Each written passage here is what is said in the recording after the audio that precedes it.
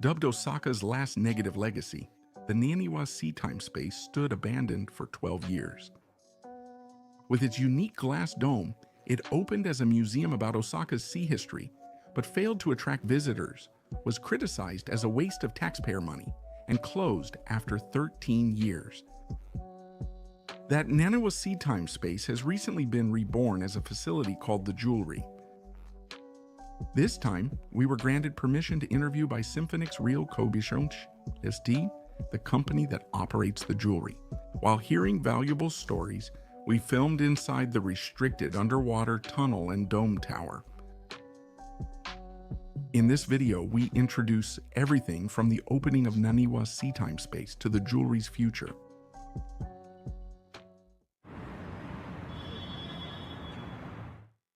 So, here we are at Cosmo Square Station on the Osaka Metro Cho line. This is the station before Yumeshima Station, the nearest to the expo venue. Cosmo Square Station is on Sakishima, an artificial island in Osaka. I've introduced Cosmo Square Station so many times that I've lost count. I'll discuss the Osaka Maritime Museum, which opened after the Naniwa-no-umi no Jikukan, Osaka's last negative legacy. I've come here to feature the jewelry.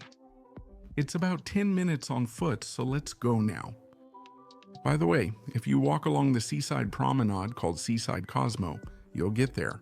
On the right, you'll see Yumeshima and the expo venue. Believe it or not, this is the biggest project since I started this channel, and I'm about 800 million times more nervous than usual. As mentioned earlier, we got approval from Symphonix Real Ltd, which operates the jewelry, to conduct the interview. This is my first time directly interviewing someone from a company, and I'm so nervous I can't even eat.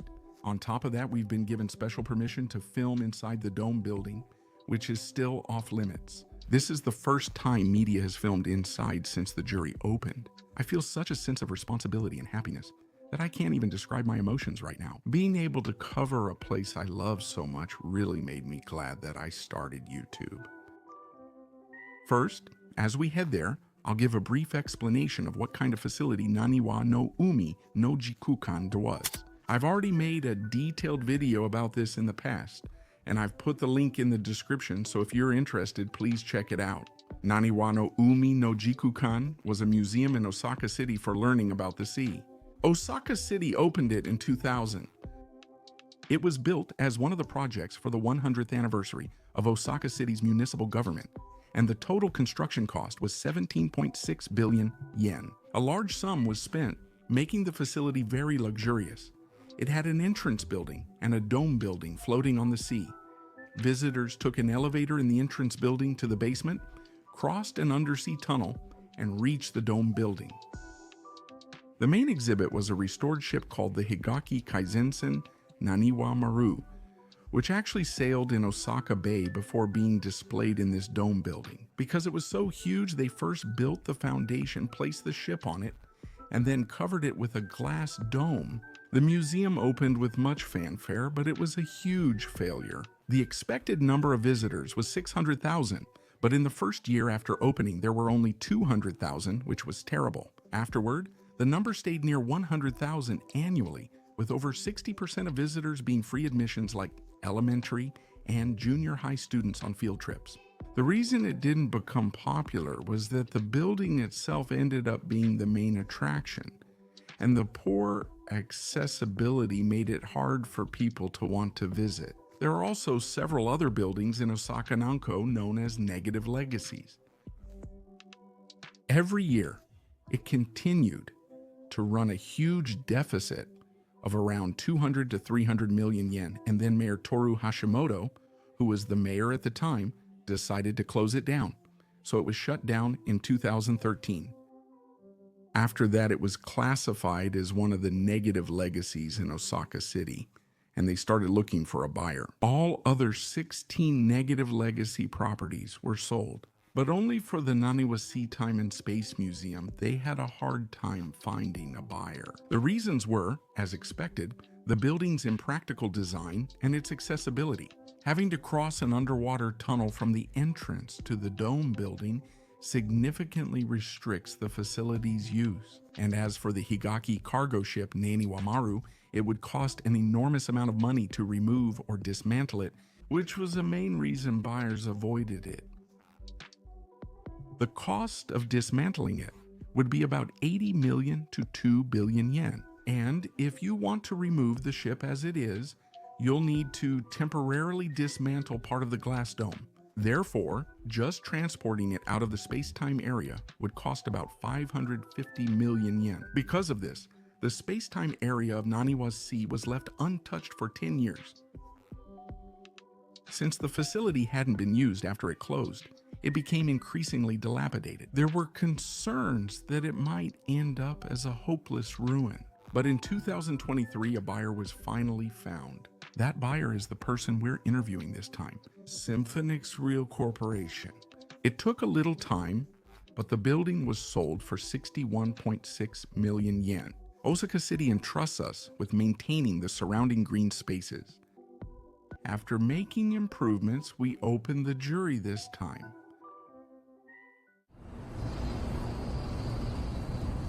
While we were setting it up, we've arrived.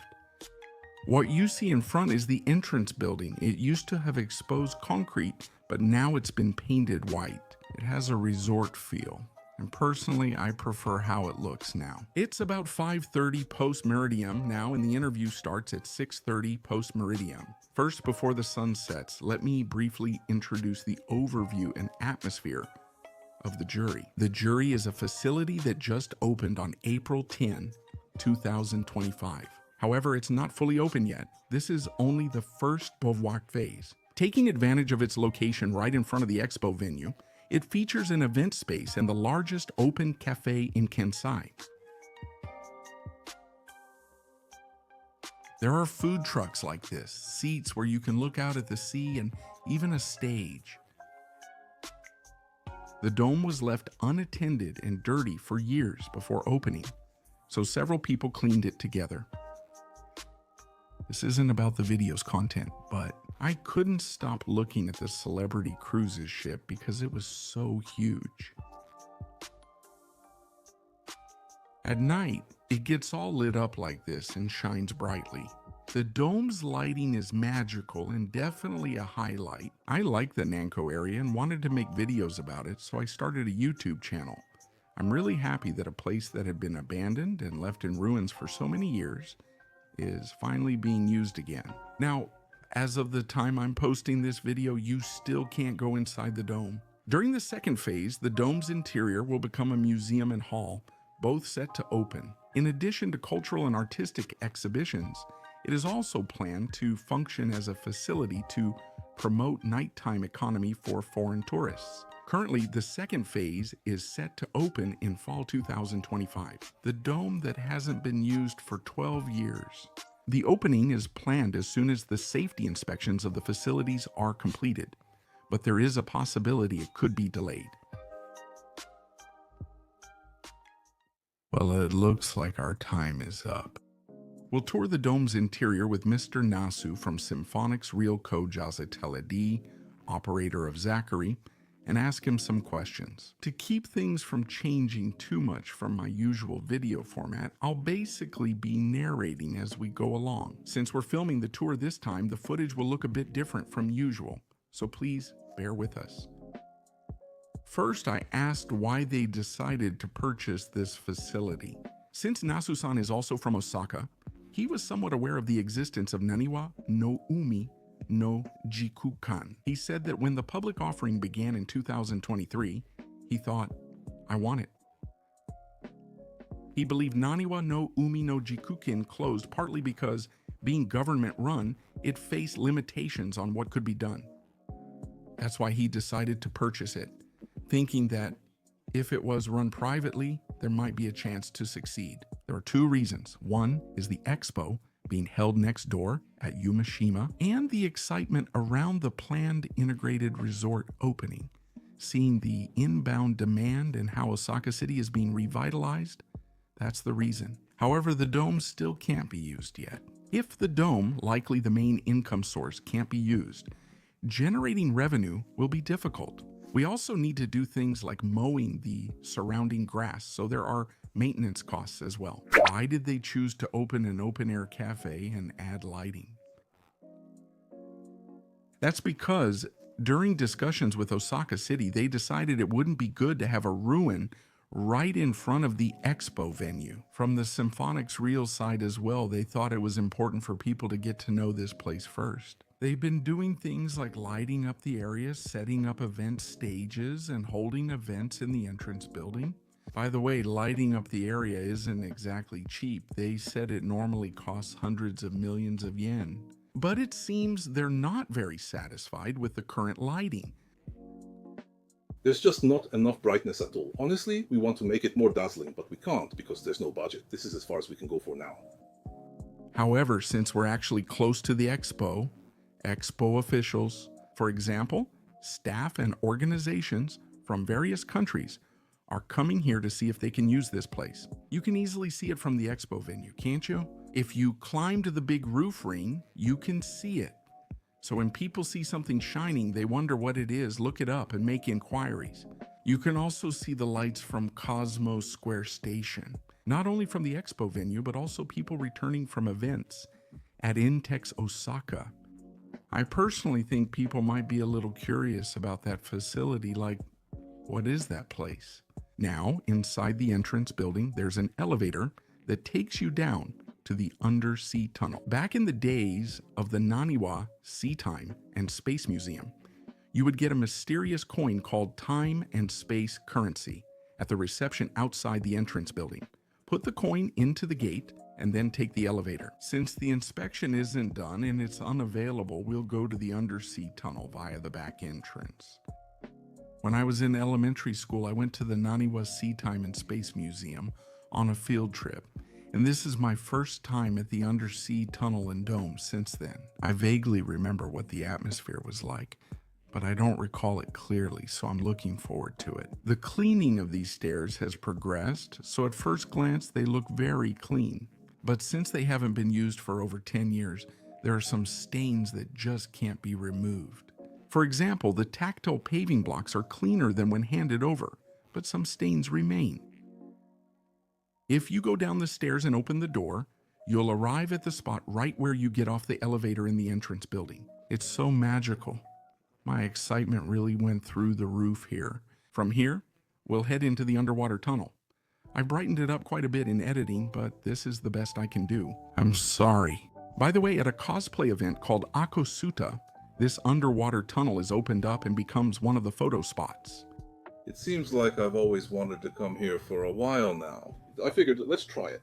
Even if safety in the dome isn't guaranteed, I'd be glad if 600 to 700 participants came through.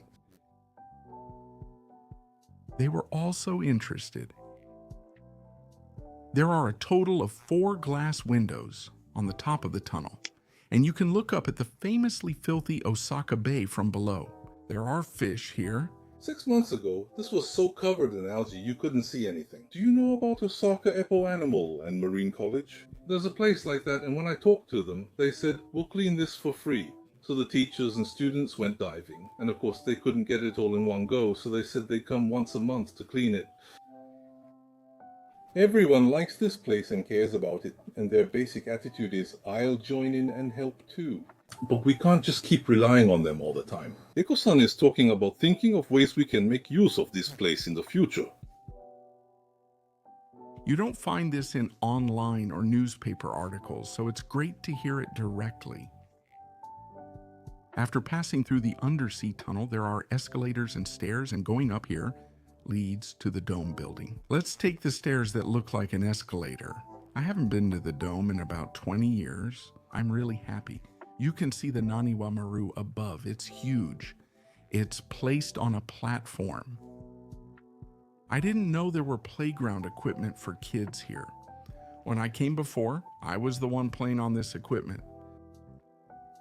I just assumed they were lighting it up from the outside of the dome, but it turns out they're illuminating it from the inside. I'm going up the stairs to the upper floor. Ta-da! This is the full view of Naniwa-maru. It's absolutely huge, and it's really magnificent and cool. This is what the inside of the ship looks like. Since it can actually sail on the sea, there's not a single corner that's been cut. It seems they're considering keeping the ship. There are two reasons behind the decision to keep it. One reason is simply that it would cost a lot of money. The other, and this is coming from me, is that I didn't know much about this building before, but the more I learned about it, the more I grew to like it. Paul Andreu, a famous French architect who has passed away. Of course, when he designed this building, I believe he had this ship in mind, so if we were to remove it, I felt like the building would lose its core. Leaving the ship as it is wouldn't be good, so we plan to modify it. For example, changing its color, making it a stage, or transforming its shape to attract people is our biggest challenge. I also heard there will be chances to ask others how to use the dome building. It seems there's some debate about whether to take the best ideas from everyone who makes suggestions, or to go with just one proposal.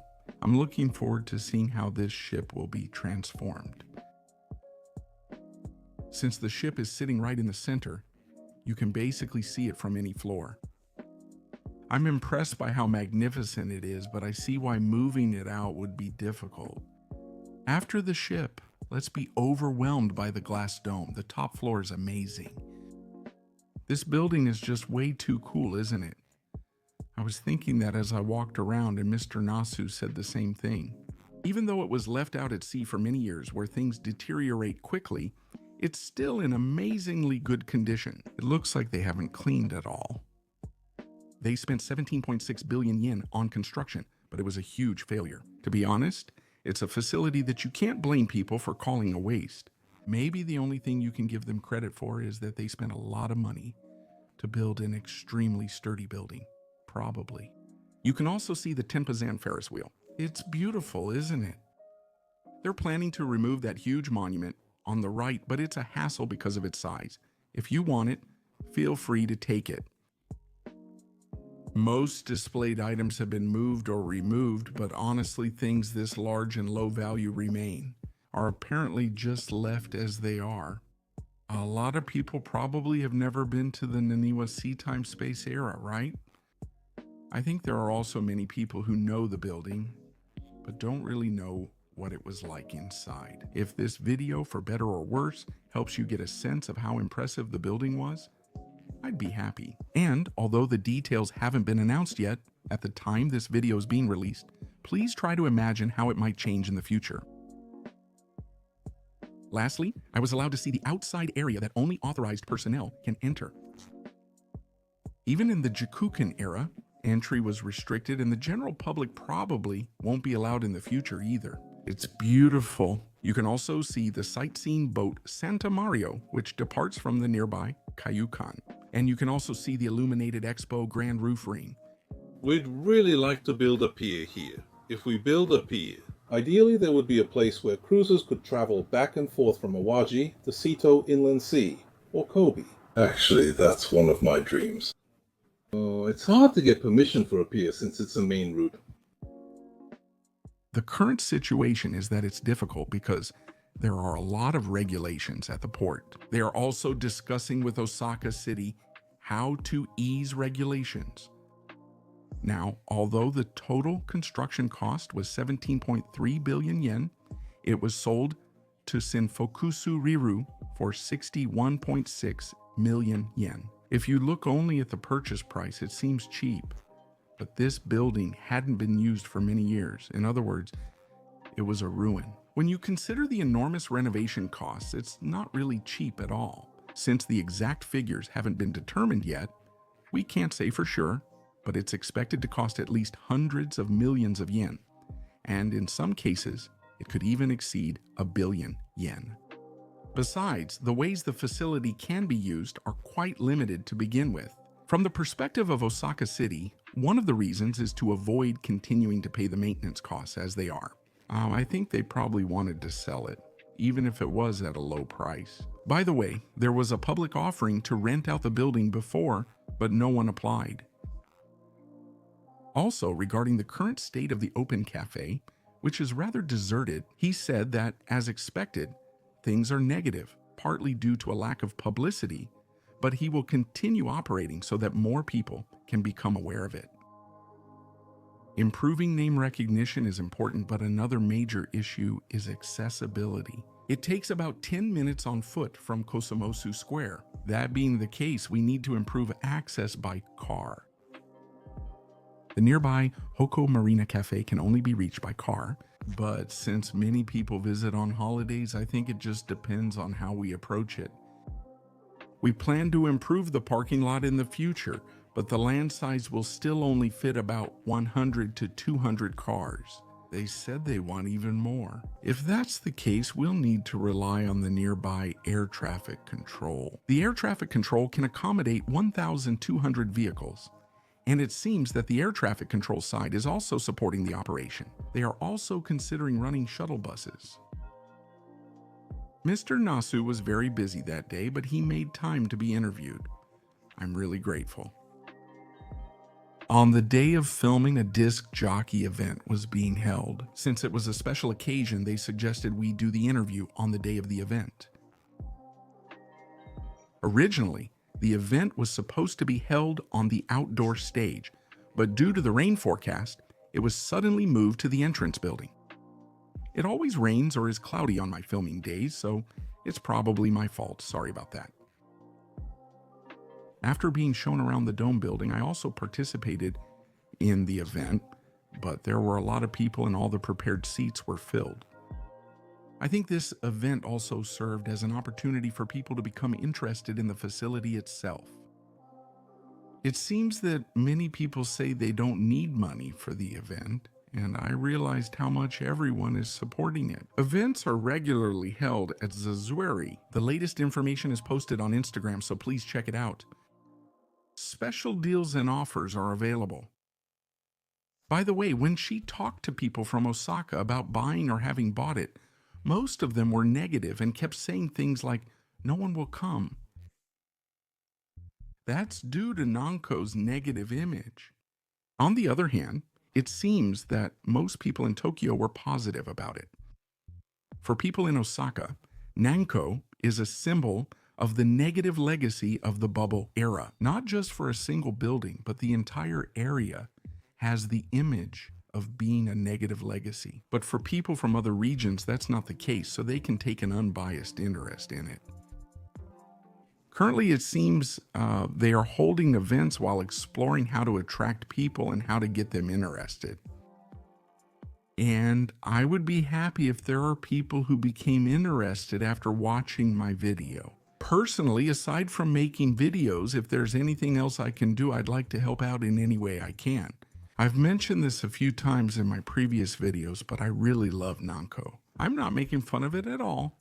I just really like the unique atmosphere of Nanko. If I get a chance to help develop this city I love, I want to start actively participating now. For the first time on my channel, I had the opportunity to interview someone from a company. The video had a slightly different vibe than usual, but hearing directly from someone really gives you a whole new level of information. When I'm making videos by myself, I can only get information from newspapers or online articles. I hope to do interviews from time to time and release videos like this in the future, so I'd be happy if you look forward to them. So that's it for this video. See you in the next one.